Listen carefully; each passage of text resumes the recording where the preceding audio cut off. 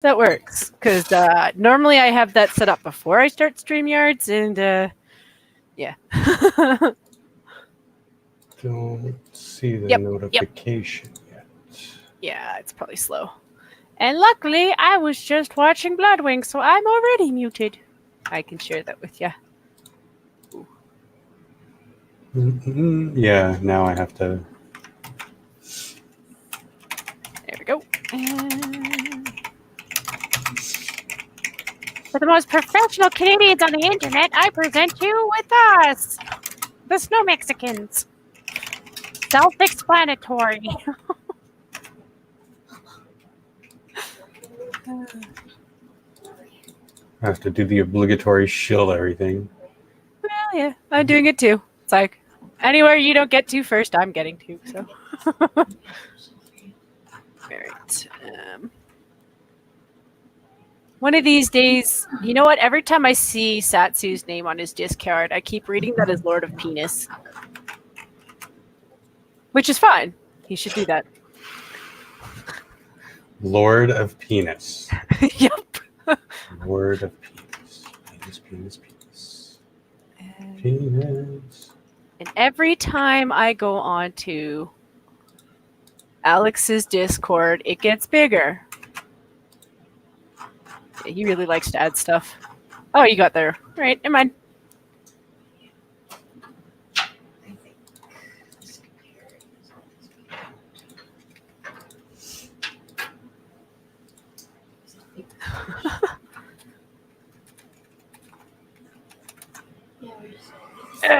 Oh, yeah. Okay, we're live. Hey, how about that? I know, right?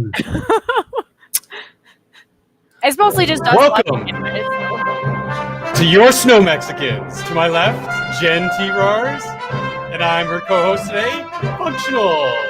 And I'm wearing a fedora, so suck it. Yeah, I'm really grateful of the fact that I have the power to mute you when you do that. Not saying I would necessarily do that, but You're useless. Why? Add some class to the fucking thing. Class or cash, grass, or ass. So you asked me the other day. Your little neck of the woods started warming up. Mine, not really, but it wasn't like we just got a bit of snow and then that was it. It's cold, but that's about it. Yeah, it warmed up quite a bit. Like we went from like super minus cold to like, oh well, you're back to what you were a week ago, and we're not surprised. It's just it's like I said to Blind Girl the other day. It's mostly when you live in Canada, you gradually kind of get used to when it's really cold. February is usually shit. Usually between February and March is usually when it's the worst. So this heating up thing is just more like, oh, we're fooling you into thinking it's over. It's like, no, we've barely had anything, which means you're going to screw me over in April, aren't you? Yeah. No, nobody wants to be screwed over in the months that are supposed to be spring, but Alberta does not know what spring is. Spring for us is like, oh, okay, well, we've gone from winter to, oh, now we're summer. Well, the way that, all the meteorologists and all the media were talking about, you would think that hell would have frozen over here. Mm-hmm. But it was like, there's snow. That's, yeah. That's kind of how it goes, especially with the quacks in the climate community. It's like either we're all going to freeze solid or we're going to drown. Well, it's weather, not climate, but I don't know. Yeah. Like they called in the military several years ago because it was bad. It was really, really bad. And then several years after that, we got that massive ice storm, and that was even worse. Half to 2/3 of the city at any given point out of power. You had people migrating, going to neighborhoods, friends' houses just to stay warm because there was like zero electricity and not very many places are like gas heated or the like. It was, it's all based on electricity. Yeah. So that was even worse. So I was expecting something along those lines. But no, it was meh, a bit of snow. That's about it. Yep. Yeah, And I've even been here. playing. Mhm. Yeah. Go ahead. No, finish. Well, you talkers, I was gonna cough.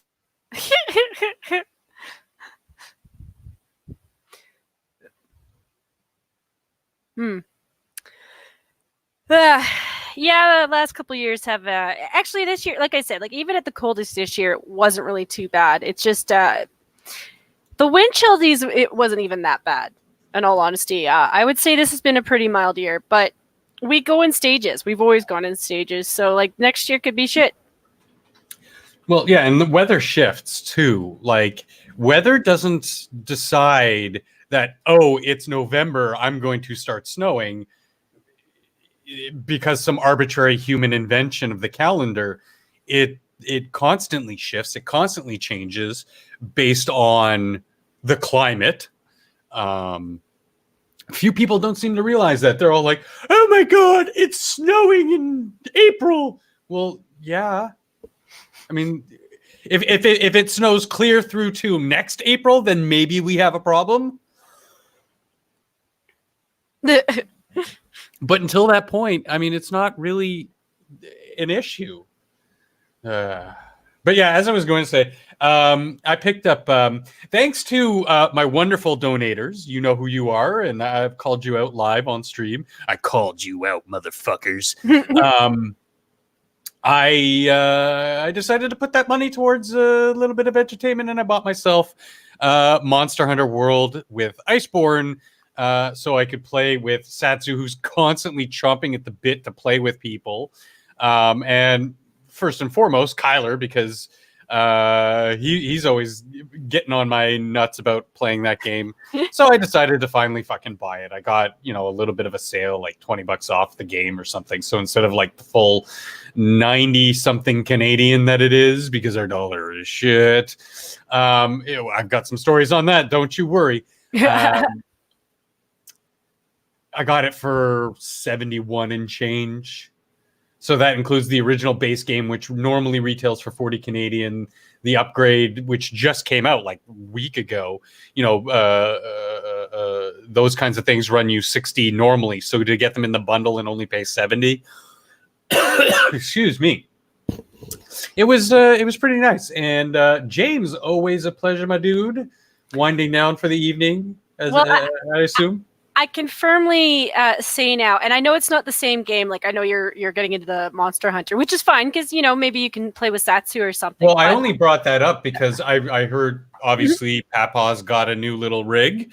Oh yeah, and you were talking to him previously about starting up some Ark or Conan or something. Yeah.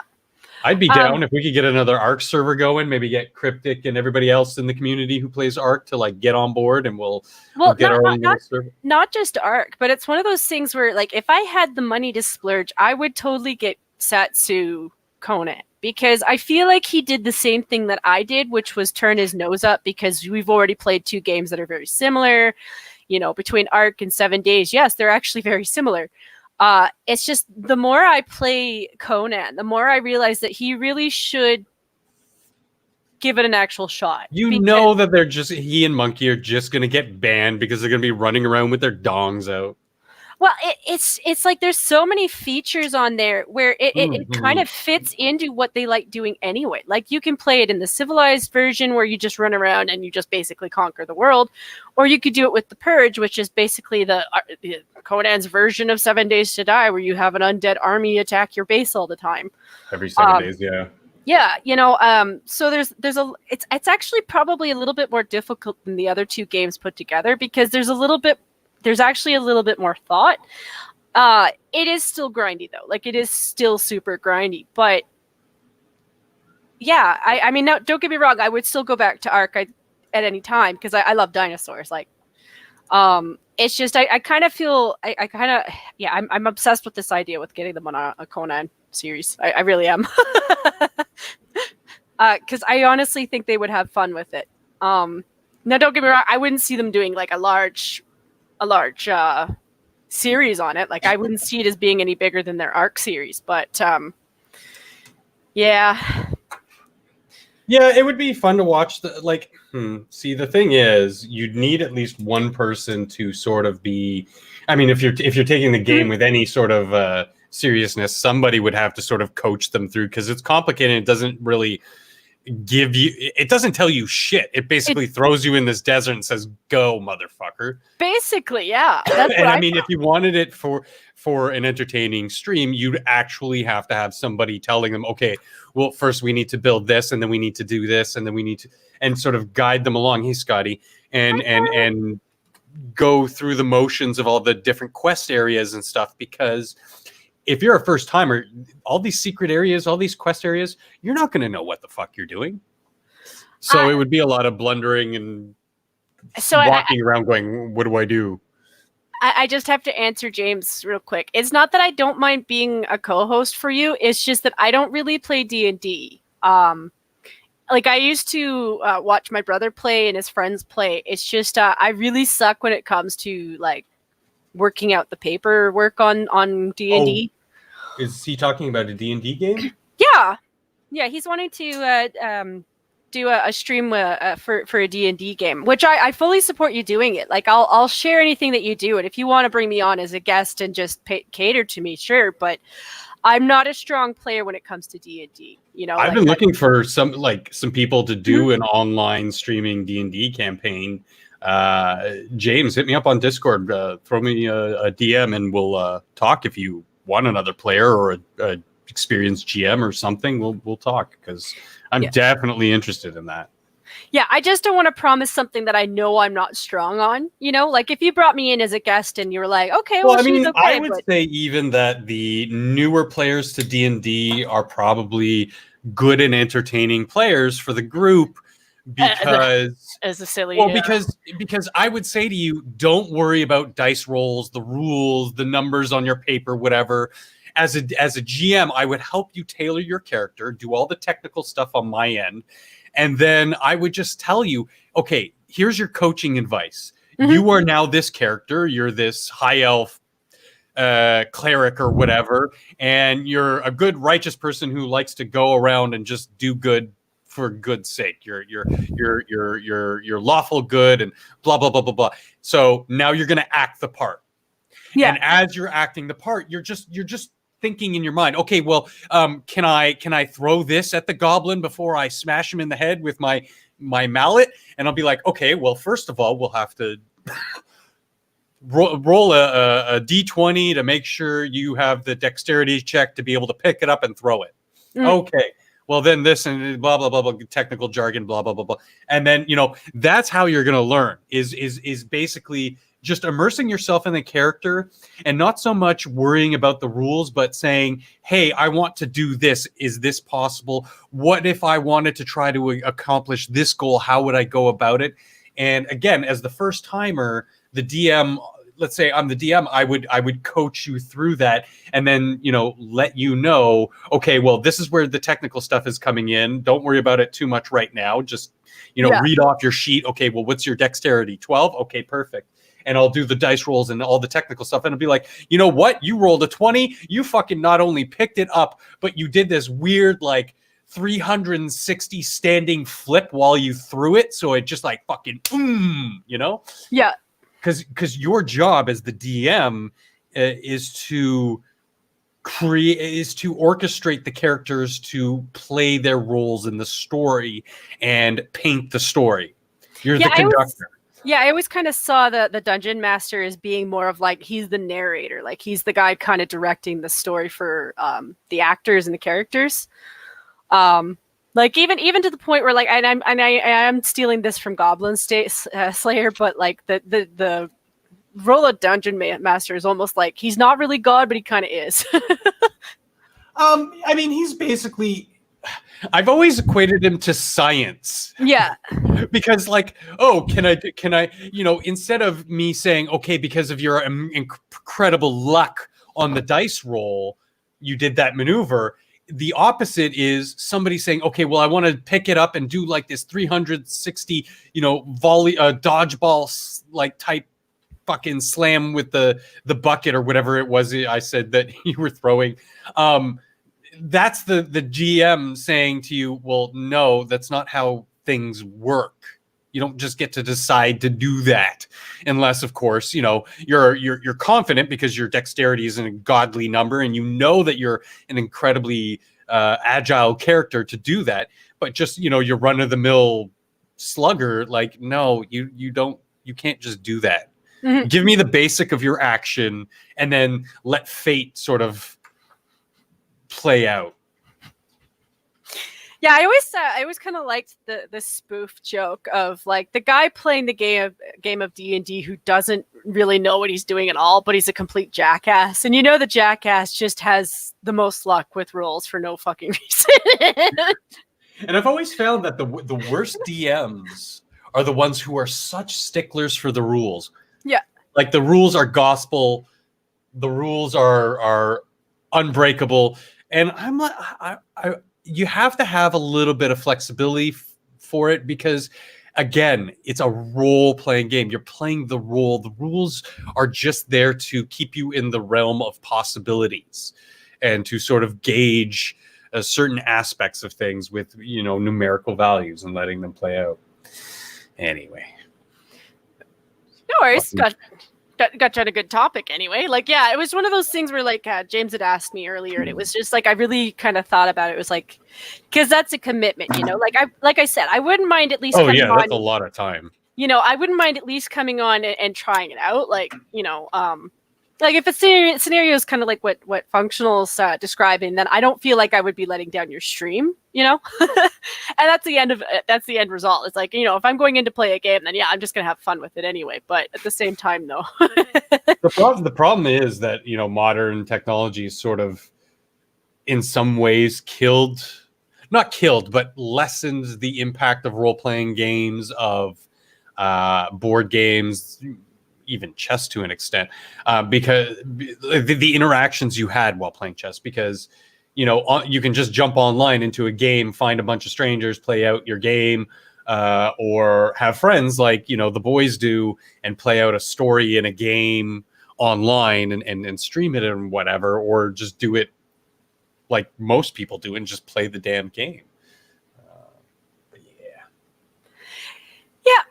No, that just doesn't sound too bad. Like I said, it's just my experiences with the game were basically watching my brother, and like the last time I played something of a D&D, it was just a different fantasy world that they used. Like they went with a vampire thing, and probably Vampire the Masquerade.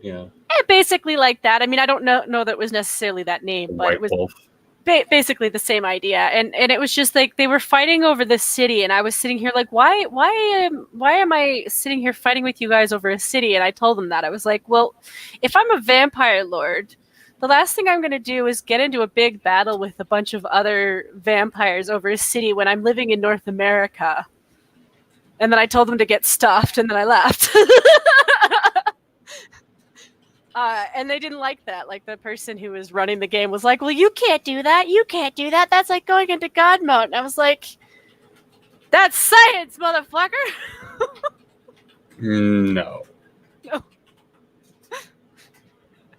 Yeah, they just, I don't know. I didn't like the idea of being trapped in a world where there was no outside point of view on the game, And so they were like, oh, well, if you don't want to fight over the city, then we're going to take your stuff. And I was like, well, I didn't have my stuff there in the first place. I told you I moved out of the city. You wanted San Francisco? You can have San Francisco. I'll take Washington, or the place that's closer to the bombs. Yeah, but that's what I mean about the DM or GM wants to create a story. And if you're not involved in the story, then... Yeah. I mean, he's going to either try to course correct you or just drop a boulder on your head. Pretty much. Boulder from the sky, yeah. I have a feeling you were just being difficult. I don't think I was being difficult. I'd explained what I was trying to do to them quite rationally. And I mean, I was like, there's other ways that I could have gone about this. Like there was a point where we're all drinking Kool-Aid to pretend that it's blood. And I was like, I could totally have slipped something into that, and just been the guy who had enough of whatever it is that was a cure of whatever it was that I put into your blood that you all drank, and I could have won the game. And they were like, well, you're not allowed to do that either. And I was like, okay. Yeah, they gave me the villain role and then didn't let me be the villain, so. Okay.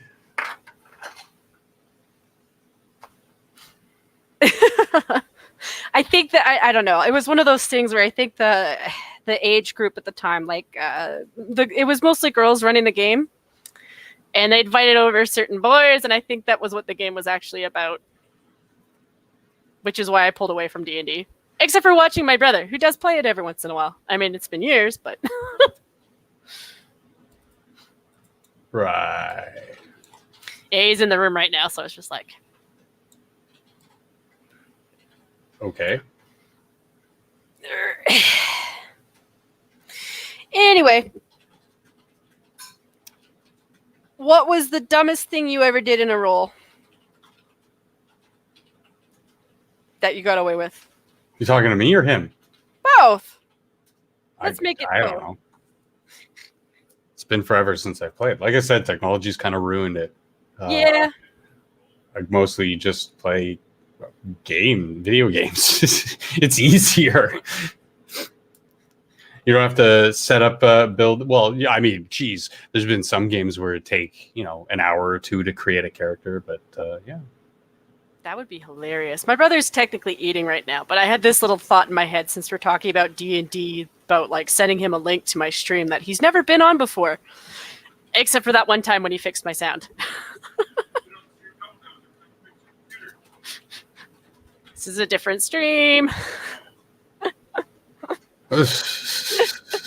He doesn't really stream. He's one of those guys that I think he probably should stream when he games, because he plays a lot of games. And I mean, if you're just playing a game anyway and you're having fun, then why not? Worst case scenario, people follow you and maybe they give you some money, or maybe they don't, but you're still having fun. He says because his mouth would get me banned. Well, my mouth hasn't gotten me banned yet, so I think you're okay so far. Yeah, no, he won't get it anyway. How about some interesting stories, Jet? Oh, I'm sorry, I wasn't on the StreamYards part, so I was just on the watching my stream. Shift of pace. I mean, Yep. D&D and all. So chef at posh restaurant refuses to serve vegan food because it's a quote unquote ripoff. Now, I've already read the story, so I kind of know what's going on. That's kind of idiotic. I have a little bit of a problem with this story, even though I agree that if I was in charge, I wouldn't serve a vegan option because fuck off. Sat Baines, he looks like a Sat Baines, said he won't add any vegan alternatives to his menu because the ingredients are so cheap, and he's determined to give people value for money when they visit his Nottingham restaurant. Obviously, this is in the UK. So yeah, I mean, he's acting very pretentious, very frou-frou. If you take a look at this next picture, I mean, look at one of his dishes that he prepared for the camera. Does that look like value to you people? Ooh, it looks like scallop with caviar and some other shit on it, like 2 bites. That's not a fucking meal, dude. I don't care about your pretentious frou-frou nonsense in the restaurant industry. It's okay. That dessert looks fucking awesome. Yeah. I think he's a little. No, vegan dishes don't necessarily come out cheaper. I mean, Elwyn, it is probably an appetizer. Scallops are usually served as an appetizer, but I think it's got a nice little location. I'm sure the food is delicious. I disagree with his premise of the food is cheap. To a certain extent, I kind of understand where he's coming from, but at the same time, it's like, well, what vegetables are you using in this store of yours? Like, because like when you're talking about vegan food, if you're talking about the choice between a vegan burger and a regular burger, obviously the regular burger is going to be worth more. In terms of what's in it, it's probably worth more. But like if you're going to like a posh vegan place, yeah, they can be just as expensive because like herbs, and there are lots of ingredients in the world that don't have meat or anything touching meat that are kind of expensive. So yeah, I don't see that as really being news other than to poke fun at vegans. Yeah. So it's a little bit instigatory. I mean, at the same time, it's funny because he's like, no, fuck those vegans. Oh, that was more Irish than anything. Yeah. It's kicking off with our food news. KFC apologizes for sexist Australian ad. So I'm going to play the ad. It's not long, and it's on YouTube's. And it's an ad. So let me back up there for a second. Hold on. That kid's face. Go away. That kid's face. He's just like, dang, I'm hungry, mama. The other kid, he's definitely a little bit. He looks like a little bit more experienced with seeing the boobies. This kid is just completely fucking thunderstruck. Yeah, he's like, bewildered. And then his mom's just like, "What the hell are you doing?" No, she's like, "I hate you. Your cans are nicer than mine." Did someone say KFC? I don't care. I love it. What was sexist about that? Because boobs. You know, women should be allowed to walk around on the street with their nipples fucking titties flying everywhere. That's female empowerment. But you know, a woman choosing to use that in her vocation or as I don't even know what the problem is. It's just like they pick and choose. Oh, well, this is sexist, and that's empowering, and this is sexist, and that's empowering. Like when last year, the feminazis went after, pit girls.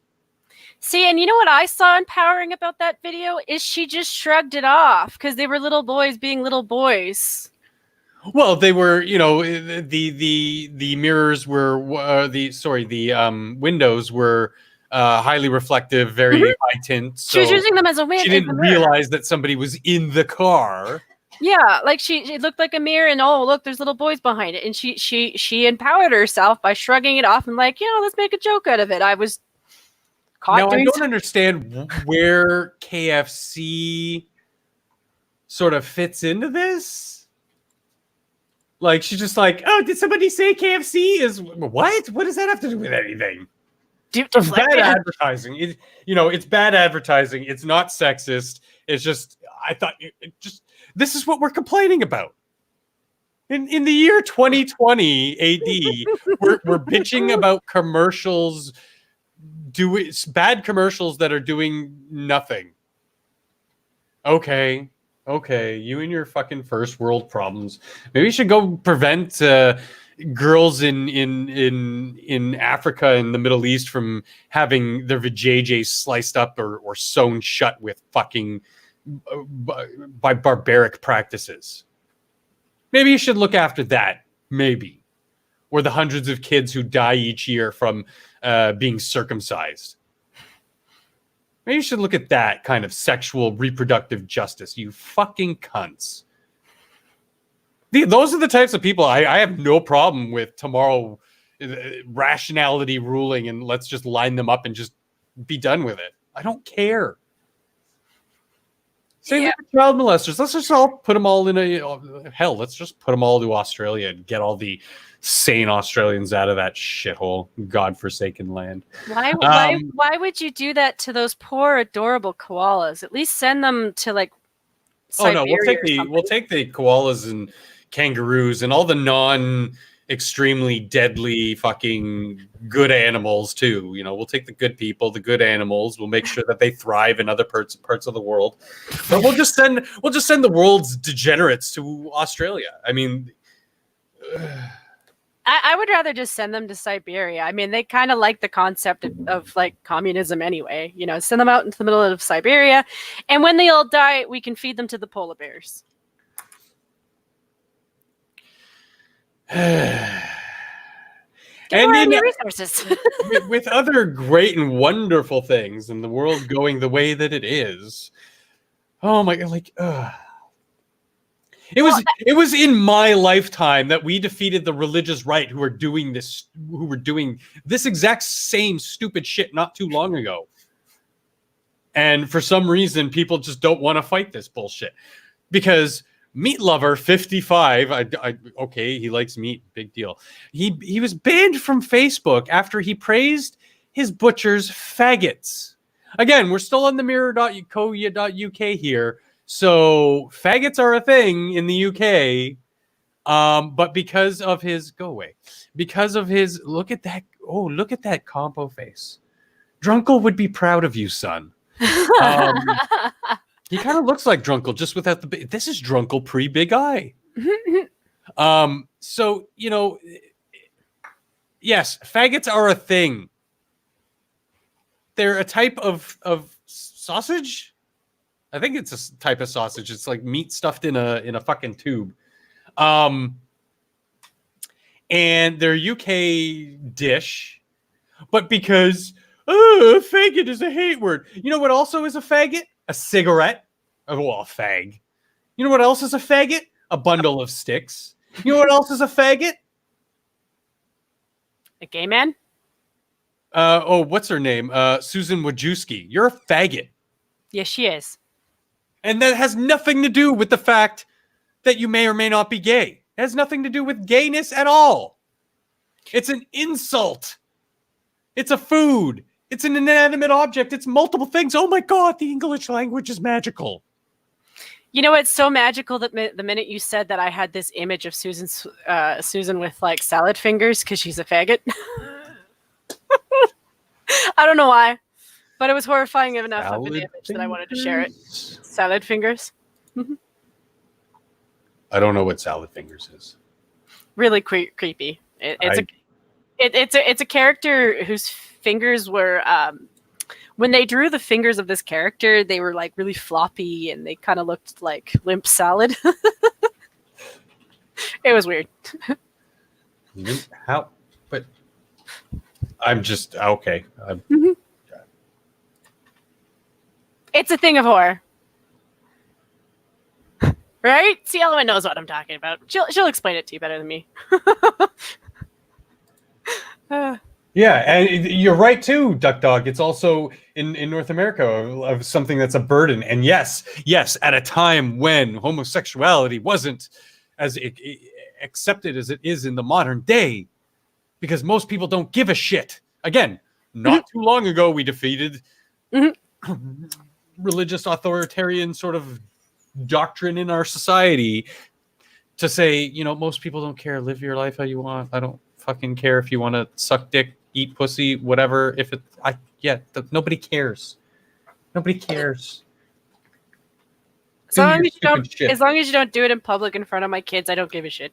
But like, so at the time when it was a ostracized thing, because again, that wasn't very that was also in human history something very recent. Homosexuality, people always enjoyed a little buggery. You know, look at ancient Rome. Look at, you know, we have evidence of people same sex just having sexual gratification with one another, because that's one thing that humans do that's kind of unique. So to call them a faggot was somewhat of an insult. You're calling them a burden, and it's so, I don't know.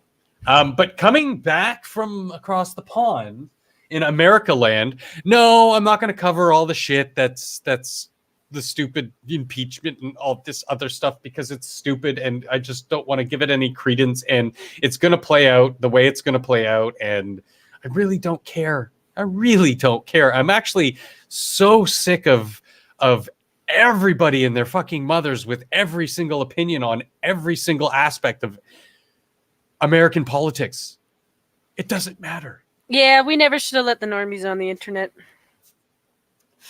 But speaking of idiots but some things that, I wanted to bring up because it's funny and it's stupid was there's a massive lie from AOC this week who claimed that Virginia Second Amendment supporters were carrying Confederate flags at Monday's pro-gun rally, even if they were. So fucking what? But they weren't. She's completely lying. She's completely talking out of her ass. Where's the quote? Oh, here. When we go out and march for the dignity and recognition of the lives of people like Freddie Gray and Eric Garner, the whole place is surrounded by police in riot gear without a gun in sight. And here are all those people flying Confederate flags with semi-automatic weapons, and there's almost no police officers at the protest. So Never mind that the who or protesters what were are police institutions protecting from whom? First of all, riot gear, you fucking dumbass. It's called riot gear because people were on the verge of rioting, not Hi, Big Dro. protesting, rioting. Hey, Big Dro. So when people are on the verge of rioting and acting in an aggressive manner, then yes, they're going to come out with riot gear. That being said, yes, there were very many armed police officers in Virginia. You dumb fucking moron. I will be extremely surprised if she gets a second term for her seat if people reelect her, because she is dumber than a bunch of a bunch of faggots. Yeah, well, she's dumber than a bunch of faggots, but I was gonna say she's dumber than a faggot. She's dumber than a bundle of sticks. Yep. And she really is a double faggot because she's also a burden on your political system and political discourse as a whole. So the next lie was obviously the Confederate flags. And the third lie, almost no police officers at that protest. Again, complete lie. Was complete. Again, people were going out there, and aside from one person who was being just a little standoffish with police and just got a little nuisance arrest, went off perfectly fine. Everybody was civil. Everybody behaved, and everybody was filming. From the media pundits, both left and right, who were clamoring for something to go on so that they could make those clicks talking about it. Yes, people from all sides of the spectrum wanted something like that.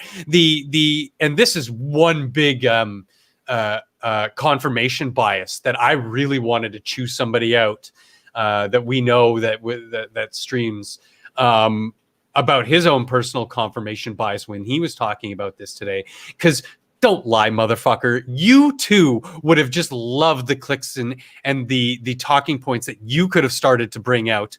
You had them before the rally and the protests. I hate to and break you would have Owen.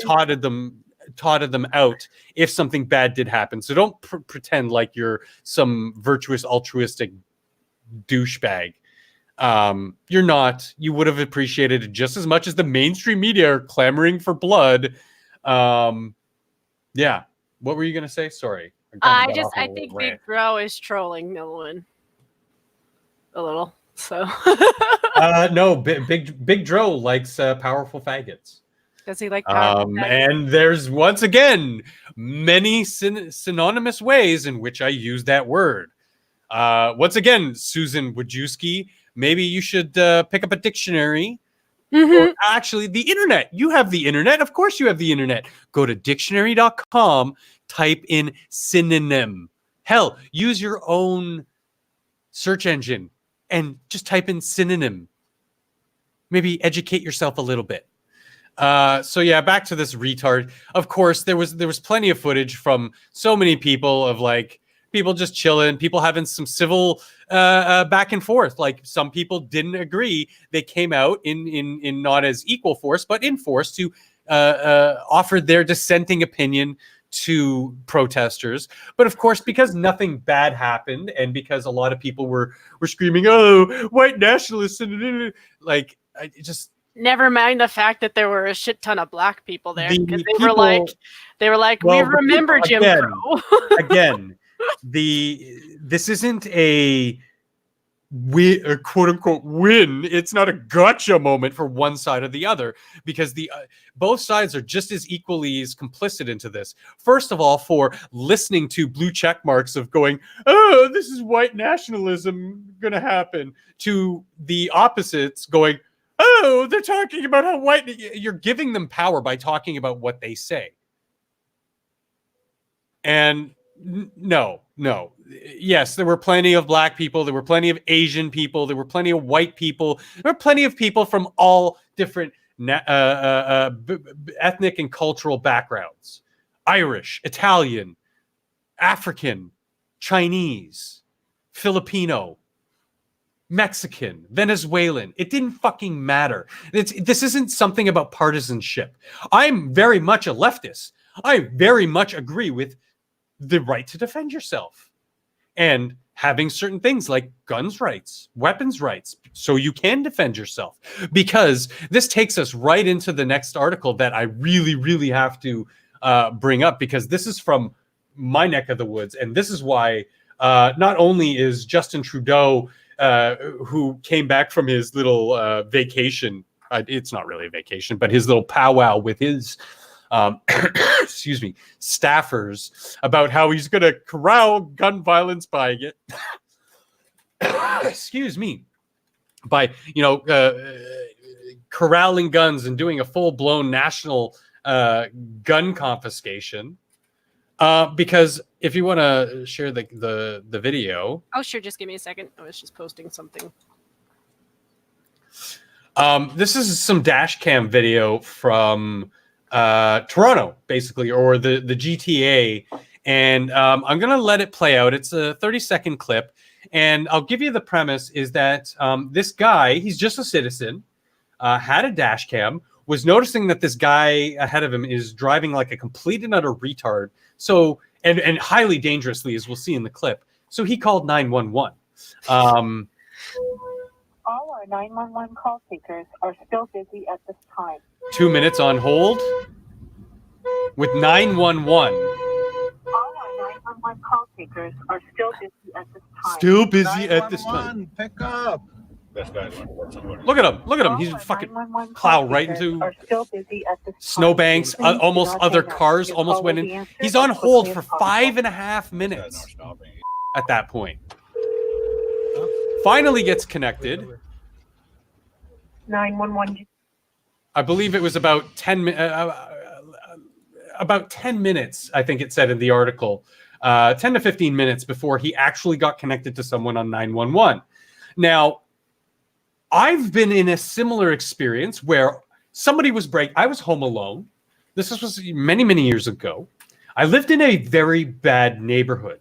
For anyone who knows about Toronto, we have a neighborhood of the intersecting major streets of Jane and Finch. These are where our worst of the worst criminals tend to come from in our city. From big-time shooters, mass shooters, gang violence, huge gang presence. It's really bad, and it's super concentrated. So yeah, I lived in a really, really fucking bad neighborhood. I noticed that there was a humming or some sort of weird noise in the air. I went to go check. I went into the main area of my apartment. I had a very large, luxurious 2-bedroom apartment because it was cheap, obviously, bad neighborhood in a really large apartment in a cheap neighborhood. I realized quickly that somebody was drilling my locks. I immediately grabbed my cell phone, called 911. The person could have gone. Now, I didn't have a gun, so I was deathly afraid, but I did have weapons. I did have bladed weapons. I wish I had a gun because you never know. What if it is a full-blown home invasion by some gangbangers? A sword is not going to do anything about to 6 guys. I'm proficient. I could probably severely injure about 4 of them before one of them would be able to shoot me and kill me or otherwise, incapacitate me with a gun. The gun is the great equalizer. I don't know who's on the other side of that door. I did hear multiple voices. Luckily, I was able to make enough noise to scare off the potential invaders before they were able to drill the lock. Like, obviously, I was able to click the deadbolt. At which point, at that point, I had 2. It was a steel reinforced door too, which is nice with a steel reinforced frame. Again, it's a very nice apartment in a very shitty part of town. So they obviously got scared. They could hear the latches clicking, and the deadbolts also were the type that the secondary ones were the type that went into the floor plate and the ceiling plate. So it was really good. You know how long it took for the cops to get to my apartment? 45 fucking minutes. I could have been dead. Yes, I stand with the cops, but you know what? On any given day, there's only so much they can do. The ability to protect yourself against criminals, against the worst of the worst, is one of the fundamental human rights that we have. Hey, cynic. Hi, Oi, Cynic. oi, faggot. How you doing today? That was terrible Australian. I don't care. I'm getting fucking cotton mouth. I keep going on these rants because, delicious events in the world today, apparently. I assume you don't have any fun stories about potential home invasions. UPS? UPS? UPS tried to home invasion you? No, it's just I was reading Duck Dog's baseball bats and the highest selling, and then UPS. I wasn't sure if it was like ups or if he's saying UPS, but I don't know what you're talking about. So where I am, you know what? It's like anywhere that there's a city. I mean, yes, there are areas that are crappy. Yeah, there's probably some people with guns, but where I am, it's not something that you hear about often enough that I would call it. You don't exactly come from Toronto, so no, but Calgary's still a big city. It's not like you don't have the level of like gang violence that we do in Toronto, which is good. I mean, there is violence, but it's not.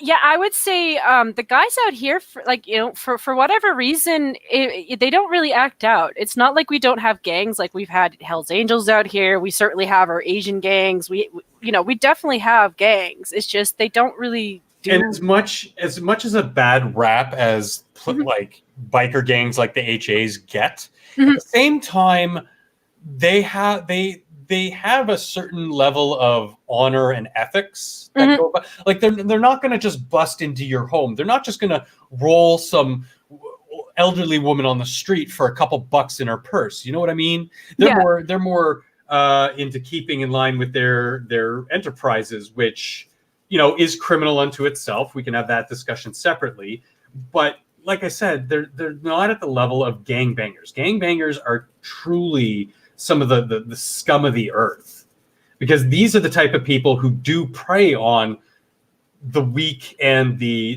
people who, through whatever means, aren't able to defend themselves, whether it's governmental rules, like with Scotty saying you can get arrested and charged by defending your home. If somebody breaks into your home and you beat them up, you can't defend yourself under the law, and that's insanity. Yeah, that's still something that's here. I mean, obviously, it's one of those things where, like, they can't really prove without a shadow of a doubt that you needed to take that much force to stop somebody in the chance that they broke into your house. And it's like, well, you can't just kill somebody because they broke into your house. Even if you think it would be fair, you can't exactly do that. So, like, it's one of those ones that there's always going to be a side where there's a little bit of injustice, because they've broken into your house and you've defended yourself, and maybe you were scared and you went a little bit overboard. yeah, you could still get charged for that. And I understand that. Like, it's meant to keep you from killing people when it's not necessary to do so. But yeah, if you break into my house, I'm sorry. I kind of want to see you get beaten up a little bit. But those same people will be like, no, execute rapists. Yeah. Oh yeah. Well, why? I thought the point was, like you were saying, not to retaliate in such a way to kill somebody. I certainly do believe that there are certain crimes that should face the punishment of death, and egregious without the shadow of a doubt of murder, cold-hearted murder. Yeah, kill them. Terrorism, where your goal is to inflict as much damage and harm and pain and suffering on people. Sure. I'm sorry. I'm trying to power through. Excuse me, guys. Some of the more heavy-handed stuff today. So this one was. What is wrong with the Brits? Jesus. Mom's horror after daughter, 27, was shot by husband who stole a piece of her brain. He stole a piece of her brain. So Daniel Scott, the husband, said he accidentally shot his wife Alicia in the head while cleaning his firearm, but was later sentenced to 70 years behind bars after police saw through his lies. I don't see where the brain part comes in. I know it's an older story, but when you hear these stories, it's just like, what is going on?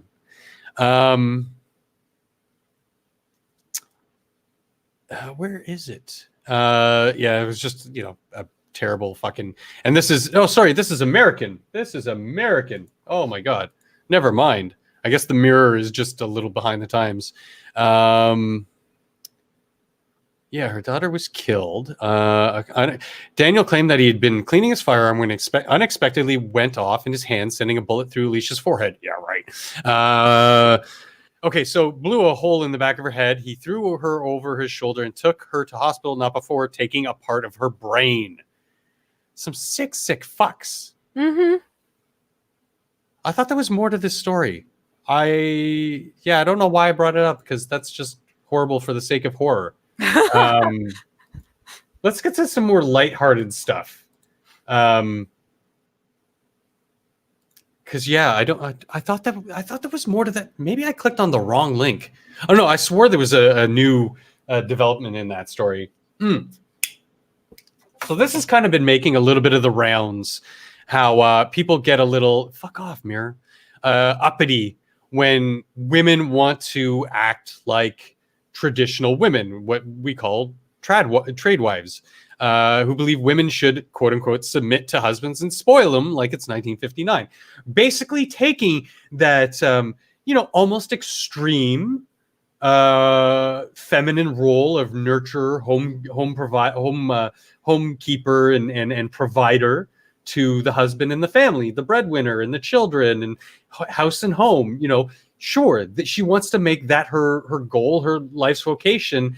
People are giving her shit for this. Obviously, it's the feminists. And even more moderate people who are like, you're dumb, bitch. It's like, well, no, that's her fucking choice. That's what's part of being, more libertarian than authoritarian. That's what's more considered to being more liberal or conservative than it's not even a liberal or conservative value. It's just an individualist value. If people want to do this, and if this woman wants to start a movement, something that I won't ascribe to, but I will still give her the freedom to want to do this and to want to teach women in the modern day how to be a good housewife. Mm-hmm. And how women can act in that proper way and teach other women that it's not something to be derided or made fun of. It's just a life choice like any other. And to just be, the best housewife you can be, like any other vocation in life. How dare you? You know what, Greta? You know what? You can fuck right off.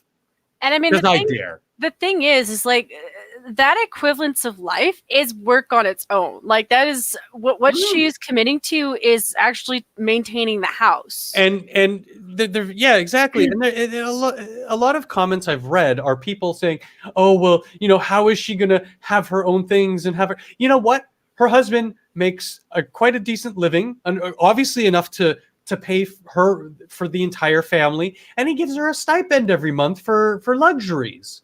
So what's the big deal? It's almost like they don't know that that's actually how it works. So not only does he give her the stipend, gives her a budget for groceries, a budget for house and home supplies. So he's very free with his money to her. He's just the one doing the financial aspect altogether. He's making the money, bringing the money home, and saying, "Okay, well, this is our budget." Yeah.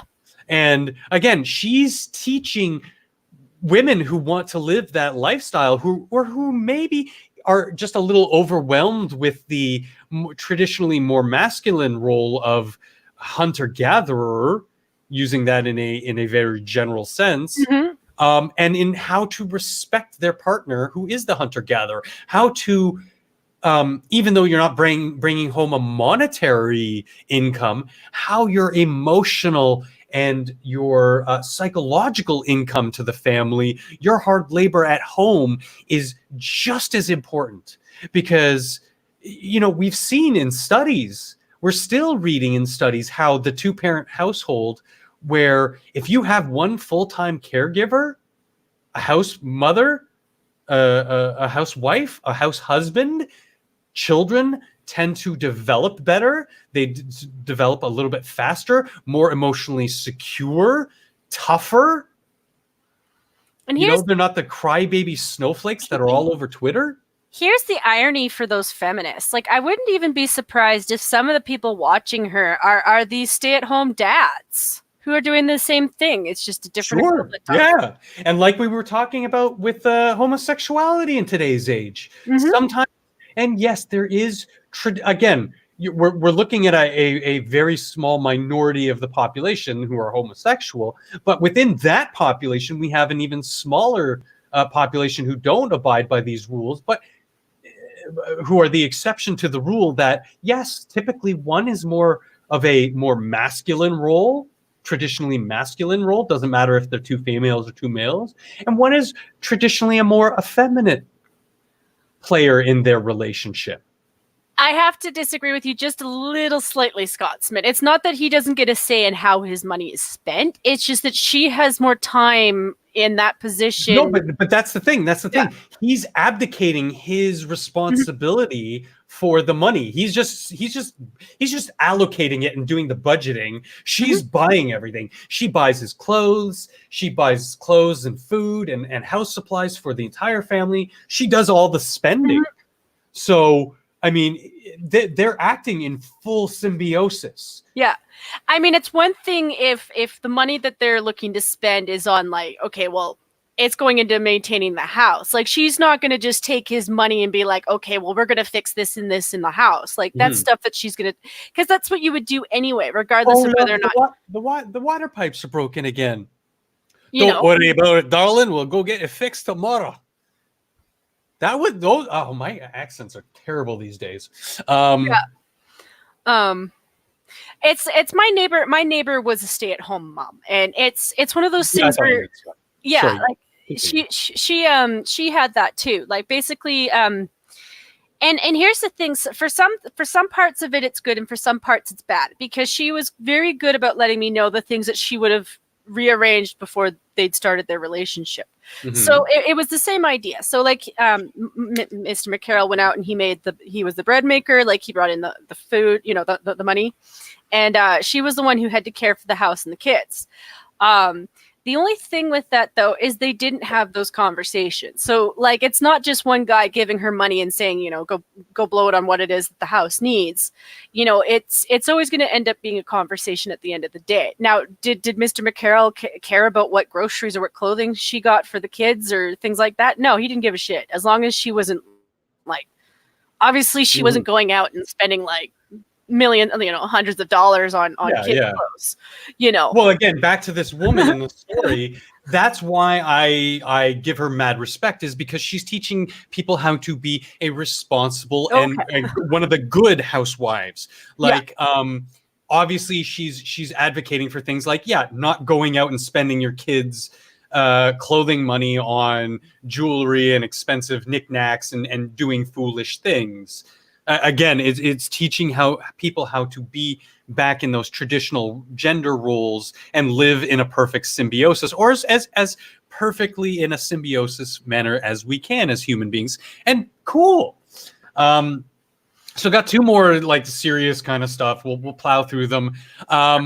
I'm going to bring up one last point, and this Sure, is mostly just me speaking from my point of it. But like, here's the thing: let's get the female aspect. Living in this day and age, if I'd lived in the 50s, I probably would have been a happy stay-at-home wife, because as a personality person, going out into the workforce was probably the worst part. It wasn't the work. I didn't hate the work. I didn't mind having the ability to make my own money. It was just, I'm not a very social person. So being confronted like that all the time absolutely stresses me out. So the idea that back in the 50s, I could have had the opportunity to meet a guy and get married and had a family to take care of, where my work and my effort went into something that I care enough about that it's more important than my own, the things that bother me, like I said, confronting public, in that kind of sense. In this day and age, if I were to express that, I get shamed for it. Now, is my reasoning a little bit selfish? Yeah, I'm not interested in going out into the workforce because it means a lot more interactions with people, raising my anxiety. But I would do it for my family if I had to, Yeah. And I feel the same way, Jen, too, because I'm a very, throughout my life, I've most of my vocations have been more or less in sort of creative, artistic fields. I've always considered myself a little bit of an artist, even though I'm want to use that word or that title. I like creating things. Anyway, I could see myself playing that kind of a role where I could be a stay-at-home father and looking after the children, house and home. Hypothetical, if Elwyn was, big shot doctor and, she was, bringing home all the bacon and I could afford to stay home and look after kids and whatever, I could probably do that because that would give me plenty of time to, do my YouTube stuff, play video games, look after the kids, look after the home, and do art projects, do all these things that I wouldn't, because I'm not the type of person, I don't want to slave in an office. I don't want to slave in a kitchen. I do it out of necessity. Yeah. I mean, I was just as equally as happy as that potential, foraging for myself, living on the land, or working in a kitchen and just getting that paycheck. At the end of the day, it was just a paycheck. So some big news in Toronto because, again, I stand with the police on this one after the facts made themselves public. We had an unfortunate incident where this kid was high on drugs and alcohol on a streetcar, brandishing a knife, acting very violently, and was shot and killed by police. They tried tasing him. He didn't go down. So the cop charged with attempted murder, he was convicted, but was granted full parole. Yes, it's kind of a weird story in that he did take it a little bit too far because, again, the kid only had a knife, and he's a armored officer. And he shot 3 or 4 times before other officers gunned him down altogether. I think he shot his full clip into the kid. So yes, did he react appropriately? Yes and no. He shot to kill instead of shooting to wound or like disarm the situation. But he served a bit of time. He's no longer going to be an officer. He's no longer going to get his retirement savings. He's going to have to, start from scratch. But he's not a prisoner, which I don't think is an appropriate place for the guy. Because, in a lot of cases, we also have the human factor. Police can sometimes freak out. They're well trained in most cases. Most of them, the rule, not the exceptions, are well trained, just like military, just like most security types. But even they can kind of falter now and then. And the last bit of serious news is, oh my God, the China coronavirus is now made its way into United States with a couple of cases. Fuck, can we just nuke China? Nothing good is coming out of there. I'm sorry, China. Pandas are good. No, pandas are vicious little fuckheads. We constantly get we've had the new plagues, the new serious illnesses. 20 out of the last 30 serious ones of the last 50 years are coming out of China. We just need to nuke that place and just be done with it. But yeah, it's scary because it's spreading. Remember, we covered it not too long ago. There were only a couple. James, we can grow lychees in fucking Israel. Who cares? And you know what? This is why religious people hate me, because when I see stuff like that, it makes my current belief that, the one true God is probably the planet, because it's the one thing that kills us all with no thought involved. And we just welcome it right into it. I think that if China's coming up with a lot of diseases, it might be because China's really, really stupidly dirty. Just saying. Yeah. So, not the people necessarily themselves. I'm just saying environmentally, they're really, really dirty. There's been about 300 recorded cases of the infection in China. It's killed 6. It basically just, flu and pneumonia type symptoms. Late last week, U.S. health officials began screening passengers from Wuhan in central China, where the outbreak began, at 3 U.S. airports, Kennedy Airport, L.A., and San Fran airports.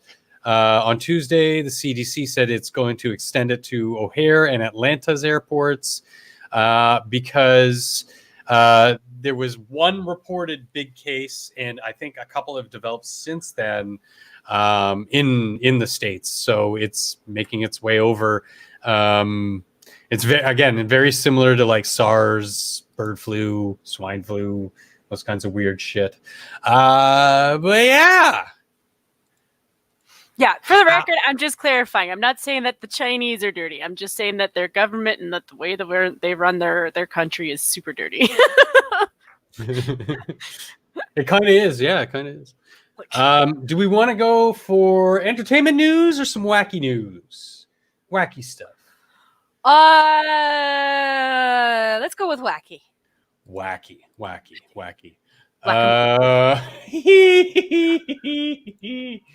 Oh boy, this is going to get me in trouble with some people. But in today's wacky news, Ozzy Osbourne reveals he has Parkinson's disease. That's for the last 40 years, maybe. Yes, okay. It's a shame. The Ozman has been a huge part of my life as far as his musical career. But come on, man, who are you kidding? You've had Parkinson's since at least 28. Yeah, we know. But best of luck in dealing with that. There's treatments, and hopefully he can live out the rest of his years in relative happiness, even though stuff is going on. You know who you never really hear about as often in the news? It's Michael J. Fox, because he had it too. He had it. He still does.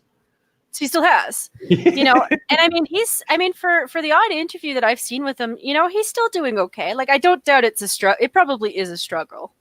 Yeah, of course, like anything. But like I said, there's treatments to help retard the progression of the disease. Like a lot of these degenerative diseases, multiple sclerosis and these other things, we have treatments.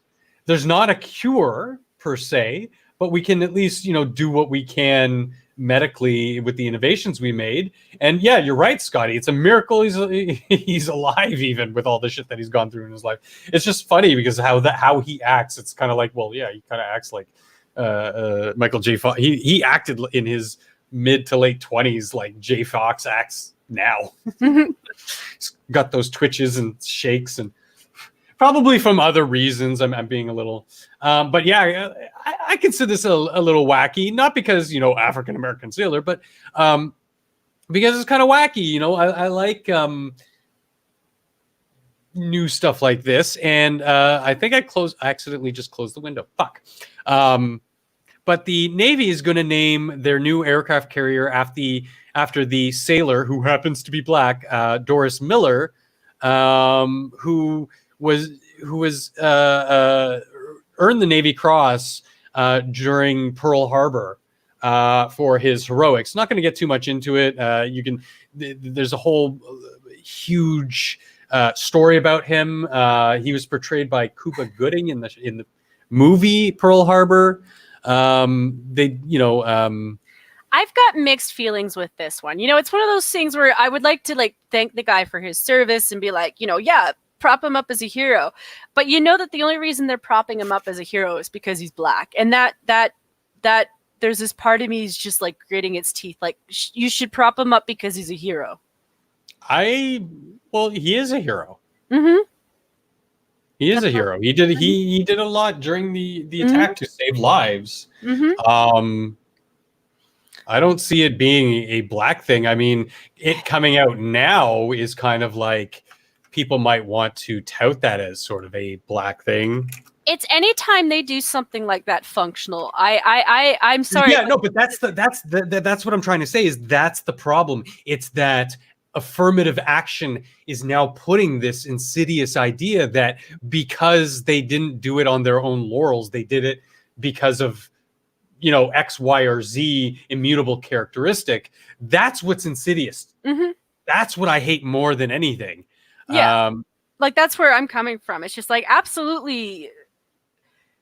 I'm glad this guy's getting some recognition. It's just one of those things where, like, I think if they really were being sincere, they should have given him recognition anyway beforehand. I just say.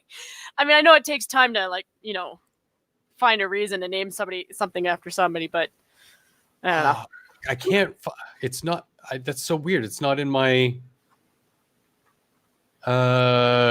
pitch. I mean, in my history. Jesus, what the hell happened? Or is it that? Am I just typing in the wrong thing? I don't know. Google's done something where the first few pages, all I get are like actual force results instead of like the one or two I used to get.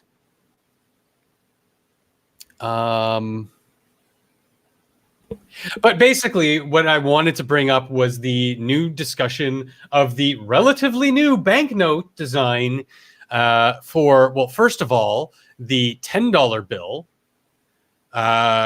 which is going to showcase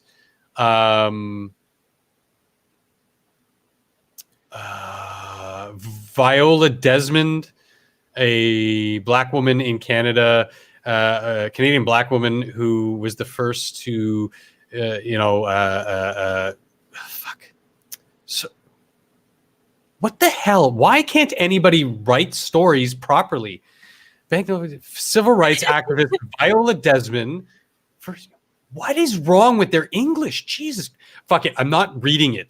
But basically, they put we just redesigned our banknotes, and they had to change this because Whammon, because the Queen apparently is not a Whammon, and this is a clear-cut case, Jen, of what we were just talking about of affirmative action and putting people before people's gender or racial characteristics or any other immutable characteristics before their actual contribution to society. The $5 bill is being redesigned as we speak. And again, it was just redesigned. First of all. Second of all, why are we getting rid of Laurier? Laurier was a big deal. Because to they don't want us to have footnotes in our country that are based off of our own history, because we have a prime minister who does not think that we have a culture here in Canada. So the idea that we would have leaders from the past that we might want to put on our banknotes in remembrance of the things that they did and the things that, their actions changed our country. No, we're just going to throw some women on there who may or may not have done things of importance that anyone really gives a shit about. Just cause women. So there's been some discussion of who we should put on the. And guys, I'm sorry, my StreamYards isn't going to allow me to do the fucking display them. But one of the awesome things about the $5 the $5 banknote is that Wilfrid Laurier, you could draw in a little bit of Spock eyebrows, hair, and just point the ears just a little bit, and you can get Spock on your $5 bill. Or the same thing works for Snape really well. It's really funny. Okay, so some of the ideas. One was for the littlest hobo. Yes, some of these are really big joke ideas. Another one is Pokeroo. A semi-joke idea that isn't really a joke is Gord Downey, lead singer and frontman of the Tragically Hip, who up until his recent passing was basically a Canadian institution and really put alongside other greats like Rush. Put Canadian music to the forefront of the global sort of music scene. Very influential, very, very talented, and very great most of the time. And then the list sort of devolves into a bunch of whammons I've never heard of, or black people, or a combination of the two, because of forced diversity. Sorry, I'm just saying something jackassery to Scotty, because he was saying that they don't even have the Queen's face on their banknotes in Scotland. And I'm like, I'm not surprised. And then I was like, well, then you should go and put Queen Mary's face on your banknotes. And then just pass them around England. But we all know that I'm being an asshole when I say that. And her head was missing by the end of that story too. So Jen's pulling a China. Yes, I am.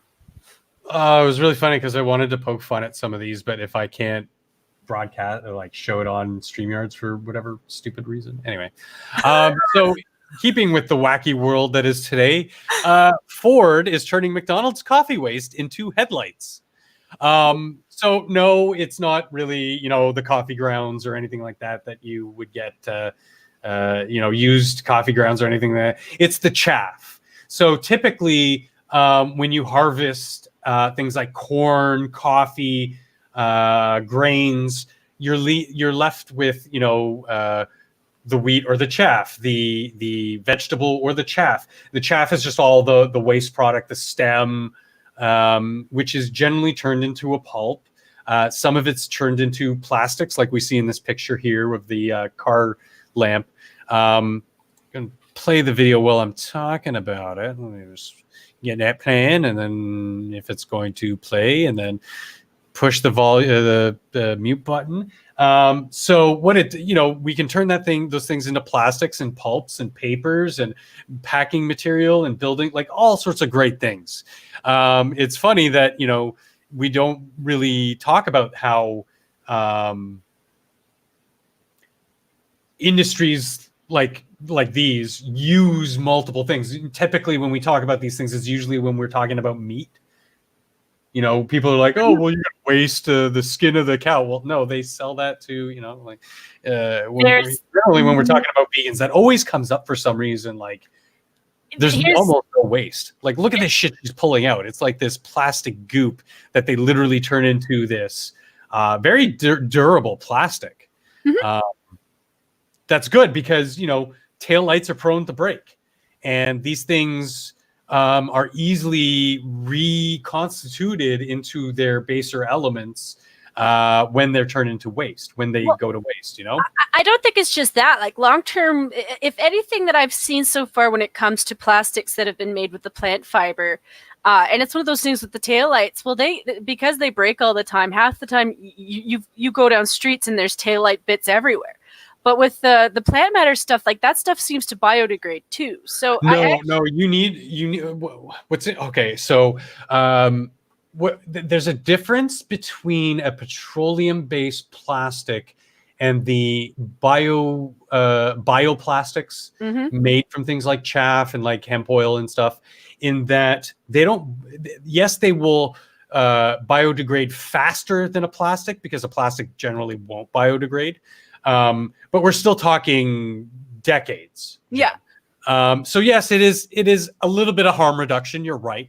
But to break it down into its baser elements and to recycle it, you need certain conditions, heat, certain chemicals to basically pull the molecules that you just formed to create the plastic apart. And then it can be reconstituted. That's why, aluminum cans are so successful, is they have a plastic lining on the inside. I don't know if you knew this, as well as the outer tinfoil type shell, aluminum shell. Aluminum. It's not aluminium. Aluminum shell. So when they put these into the compactors and they squish them down and they treat them, they're basically boiling it all down into this soup that they can then turn back into a tempered style plastic. It's really cool stuff. It's science, bitch. Yeah, I watched a couple of channels that like basically do experiments with stuff like that, and it was one of those things where they found that like there were certain types of for clog drainers, like drainos. There's certain ones that have enough of the component that you can use that basically eats the aluminum. And so that's basically what they would do, is they would take these cans and then they would just kind of drop them into the solution that they were working with. Usually they were like tied to sticks to hold them up. And then basically you can lift them up afterwards, and all that's left of the can is the plastic lining. And it was one of those interesting things that you wouldn't think you'd ever see, but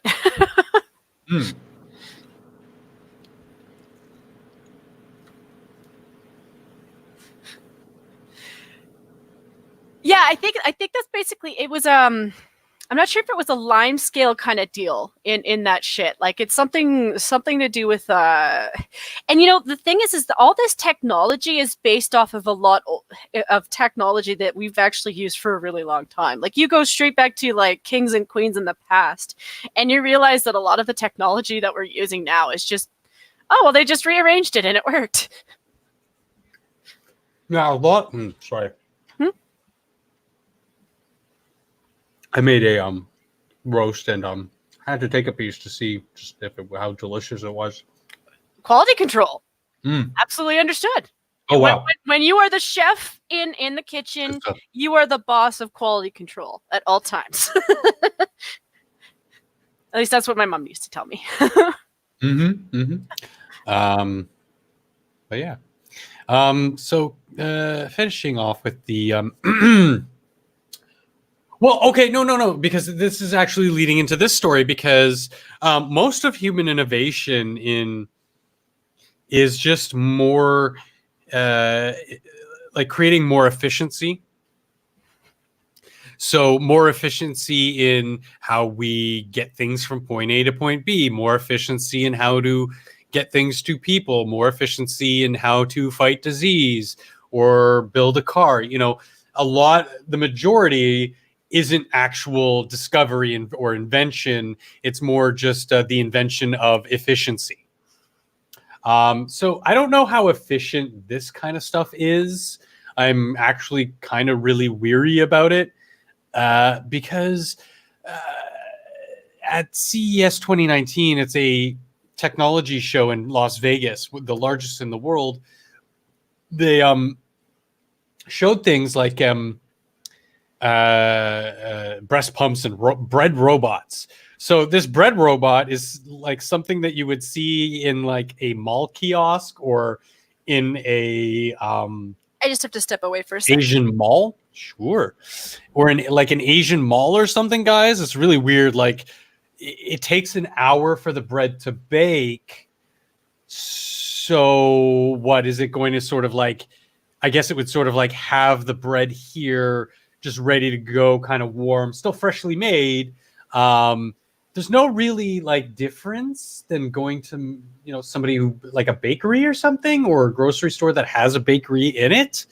And this again seems like something very Asian inspired, or even maybe just like a pop-up bakery so that somebody could just sell fresh bread, these kinds of things. So like just if making bread making more efficient, maybe it could be a sandwich shop buys one of these, boom, they don't have to buy bread, they can make their own in-house bread, blah blah blah. It's kind of cool. But again, it's just it's weird but cool at the same time. A lot of frou-frou stuff at this tech show, like devices for digital detoxing, like a $600 piece of wood. Like these things are stupid. Of course, they were pushing Google Assistant type stuff. This thing was kind of cool. It's a auto pet feeder. So if you have to weight control your pet, it'll dispense the appropriate amount of food. You can fill different. You can have different chambers where, let's say they have a morning food and an evening food. You can change it up.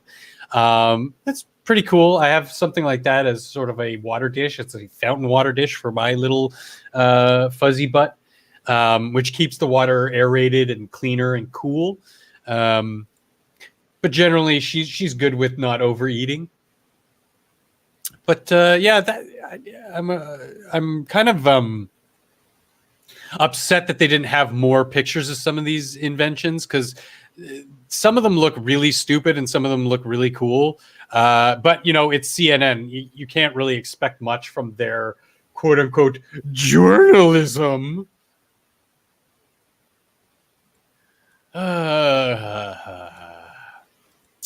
So yeah, while we wait for Jen and can finish off the finish off with our entertainment news. Like I said, I've been playing a little bit of a Monster Hunter Worlds. It's been quite fun and interesting. Just screwing around with something new. In the sort of, I guess you could call it cinema world. Fuck, just call it that. You know, cinema and TV world. I've been watching a couple things. Elwin and I just watched Avenue 5 the other night, which I have a story. We'll talk about that.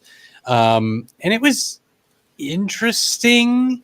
It stars Hugh Laurie, formerly of House fame, who I think is a delicious actor, who's awesome.